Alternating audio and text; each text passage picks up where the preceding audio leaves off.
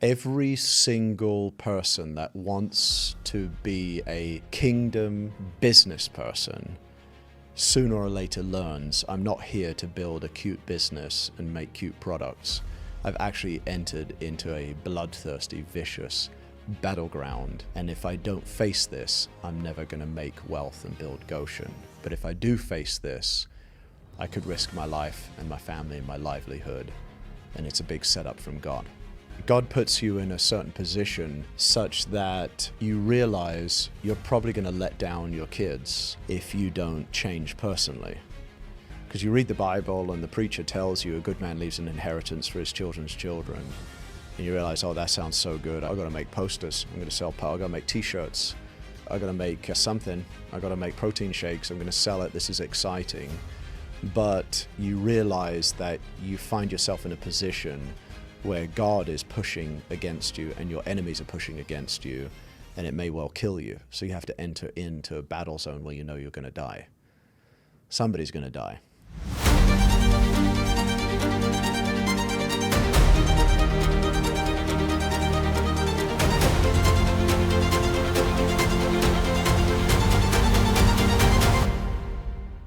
Everybody wants to make money the way the guys do on Instagram. Everyone wants to scale their business to the next level, and they listen to the Hormozis and the Cody Sanchez, and it's all glossy. It's nice, and I like some of that stuff. But the reality in the kingdom is that the only way that you're going to scale your business to the next level is with a vicious battle. And you enter into the life of Abraham in this chapter here in Genesis 14, and you see this massive, pivotal moment in Abraham's life. He increases financially almost exponentially. It's intense, but it happens in the midst of massive personal sacrifice. It's a vicious, bloodthirsty battle right here. It's a defining moment, you should say. It's a defining moment, one might say. And you realize that the financial breakthrough of Abraham teaches you that there's always a battle behind the bank account. It kills the man or the woman in their current state, their current mindset, and it's terrifying. And this is where Abraham is in Genesis 14. And so jumping into the story here in Genesis 14, he's faced with insurmountable odds. It's crazy. This chapter is like an entire book all on its own. It's the battle behind Abraham's bank account. And it says here, in the days of this king, there were all these armies, joined forces. And for 12 long years, they had served this region, but then they rebelled. And there's bloodshed. There's blood everywhere. Why does Abraham jump into this? You pick up the story here in verses 8 and 9, and it says that there's just blood all over the fields. And the enemy took possession of the territory, of the land. And Abraham is forced to be he's thrust into this environment. And God sets this entrepreneur up in a way where he's terrified, incensed at the injustice. It's affecting the members of his own family. The enemy took the possessions of Sodom and Gomorrah, all of their provisions, and went their way. And they also took Lot, the son of Abram's brother, who was dwelling in Sodom, and his possessions, and went their way. So how would you feel if you come to your senses as an entrepreneur and realize, I've got this business, I'm building this business, but I'm not actually ready to pass on an inheritance to my children's children. It's slowly being ripped away from me. Actually, maybe I don't even have a vision that my children want to take on. And that is literally the context of 10,000 people every day who are retiring right now. Many of them business owners, and their kids don't want their boring businesses. There's disillusionment. The economy is changing. A lot of people, 30s and 40s upwards, certainly in their 50s, are struggling with AI, realizing the technological changes are happening so fast. I'm barely even close to retirement years. What am I going to do? There's an upheaval, there's a change, there's panic in the economy, and there's a great sense of injustice. Why do some make it and others don't? Why is the enemy gaining so much ground? Why is there bloodshed? Why do my kids not want this inheritance? Why am I not able to build wealth to that level? Even if you reach 7 figures these days, it's not quite enough for an inheritance to your children's children and a property. In a lot of cities in North America, $1 million is barely anything to just buy a house and leave an inheritance. And Abraham's in this crazy moment of intensity, of emotion, of turmoil here in Genesis 14. And there's some key lessons to learn here. And one is the obvious, that there will always be a battle behind the bank account. There will be an intense, vicious, ferocious, bloodthirsty battle behind your journey of building Goshen and getting this business to the next level. Understanding systems in an environment, in an economy that literally changed overnight. Taking systems where we used to buy software off the shelf, and now it's just AI, create your own software. What? Like, tell a digital brain that knows most of what's going on historically and technologically to build something for me? What? My competitors are taking on these AI technologies like this. It's an intense battle. It's ferocious right now, but also the opportunity is huge. And God uses the ferocity and the vicious nature of marketplace battle to change you as the entrepreneur to be able to grow your business. And so for Abraham, he realizes that the promises of God here, the promises, I'm going to give you the land. You're going to be a blessing to every family on the whole of the earth. He realizes that every promise from God requires a process. Every promise has a process. And in the life of Abraham, in order for him to move forward and win the prize, it's now dawning on him, wait a minute, God said, leave my father's house, just grew up as a kid by the ocean, go inland. I might have to learn to wear hiking shoes. I don't know. What do they do inland? Do I climb high hills? I loved fishing as a kid, but now what's going on? He's now realizing you're going to have to become a man of war. There are dead bodies all over the field. And this is this spiritual environment that we're in. This economic warfare is so real. And if you don't learn the ability to discern, where is God wanting me to lay my life down? And where is this seductive economic system sucking me into the desire for wealth? If you don't discern between the two, you could literally spend years of your life building a false, perverted, twisted, economically prosperous financial engine that leads to the ruin of your whole household and generations to come, because you've actually served the enemy. And so Abraham is waking up to this, and you see it here in Genesis 14, around verses 14 and 16. And Scripture says here, when Abram heard that his kinsman had been taken captive, he led forth his trained men born in his house, 318 of them, and went in pursuit. And the only way forward is to say to your family, however foolish you feel, however difficult it is, we're going after this together. Here's the starting reality of actually when you're succeeding on paper.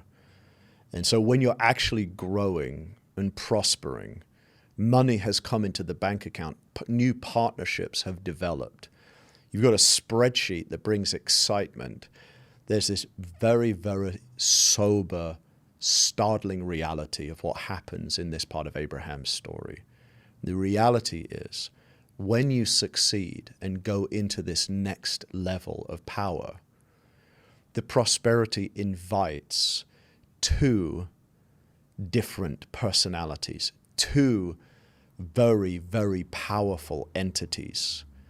Both have the capability to fund gold and fund wealth accumulation. One is where Abraham does so well, and he meets with the king of Salem, and he meets with Melchizedek, and he pays a tithe of all of his increase. And there's this picture of bread and wine. It's a priesthood. But you've got to make no mistake, Abraham's also confronted by an offer from the king of Sodom. And he wants to make arrangements with him to increase his wealth as well. And without discernment, you would think, oh, here are new partnerships. This is going to lead to new blessing. This is going to multiply and increase. This must be good. And you rush into a false partnership. And if you look in Scripture, evil partnerships fund golden cows very quickly. And so in the life of Jeroboam, he's raised up by the Lord, but he can't handle the prosperity. He builds houses in high places, initiates an unlawful feast. It's the pattern of the altar of God, but it's the shadow version, the perverse version of Babylon. And then they even make golden calves, golden cows. Where have you seen that before? Abraham's leading the people of God. He's leading them in faith. There's grumbling, but it's like, we're going to follow God. We're going to trust God. Look at the provisions of God. There's miracles. God puts manna on the ground. He feeds them from heaven. There's the pillar of fire by night, the presence, the cloud by day. And Moses says, God's calling me up on the mountain. And lo and behold, within days, his right-hand man, Aaron, is doing very, very prosperous partnerships. And immediately a giant golden calf is built, and people give all of their jewelry to it. This Babylonian economy is so forceful, so seductive, so prosperous, so profitable, it will identify you when you're prosperous. It will target you because you're capable, you're prospering, you're stewarding, you're managing for the Lord. Therefore, you're on the hit list. You're in the top 10. You're being hunted and targeted to make new associations and partnerships, new speaking engagements, new publishing engagements, new business partnerships. And it's none other than a golden cow. This is where men build high places, houses in high places, feasts that are not of the Lord.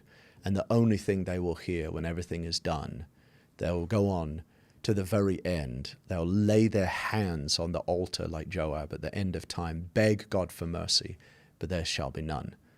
The end is utter annihilation and destruction because God will not be mocked.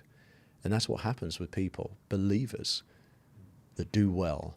They fail to pledge allegiance, as it were, to the ultimate constitution and the high throne of God because they never really intimately knew him all along.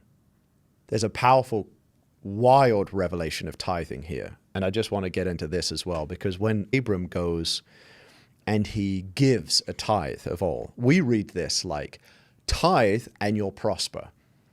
And it doesn't work. And people become disillusioned. Like the preacher told me, tithe and God will bless you. Tithe and then this. And it's an instruction as though God were a genie in a lamp. Abraham, God raised him to have this revelation that he was already wealthy. Because he was already wealthy in God. God is the securer of the victory. God is my hiding place. God has led me even into times of wilderness and in vicious bloodshed in battle. God is my very great reward. And if you remember, that's what God said to him, I will be your very great reward. For building Goshen, building entrepreneurship, nothing belongs to the entrepreneur, the multi-business owner. It's an entrustment, it's a stewardship. And that revelation changes everything, because then you can't wait to give. You can't wait to tithe because you're already wildly, endlessly wealthy in God. It's not about your checking account. It's about this relationship you have with God, this accumulation of wisdom. And he's revealing secrets to you that you'll never lose. So you could enter into a famine with genuine excitement, wondering, Lord, what technology will pour down upon my life? What problems can I serve in these places? Even now, there's prophetically the sound, the prophetic voice from faithful prophets of a impending pandemic that will be a pathogen, airborne pathogen with no remedy whatsoever. And for your average entrepreneur, that could cause terror and panic. Everything's going to shut down. For the kingdom citizen that understands even in a famine, I'll have more than enough.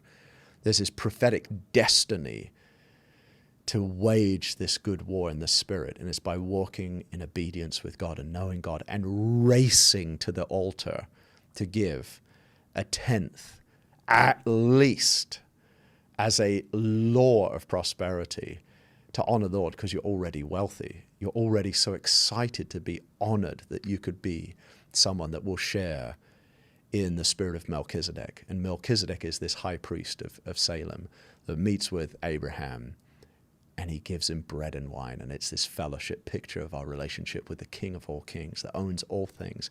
Every industry is under his gaze. It is for our doing as citizens that are planted upon the earth to reclaim every single industry, every single people group, every one of the streets and the highways and the byways, and be the restorer of streets to dwell in until every nation, every tribe and tongue praises the name of the King of all kings. We have already won. We cannot lose. Crazy about our viewers, actually 60% of you who watch our videos are not actually subscribed. And we noticed you do a lot in the comments and you like and you share, which is awesome. But if this video resonated with you and you like our content, I'd like to ask you, please hit the notifications button, hit the subscribe button, because we want to continue to get out to you quality content that impacts you and changes your life. And so please become a subscriber today. We'd love to track with you.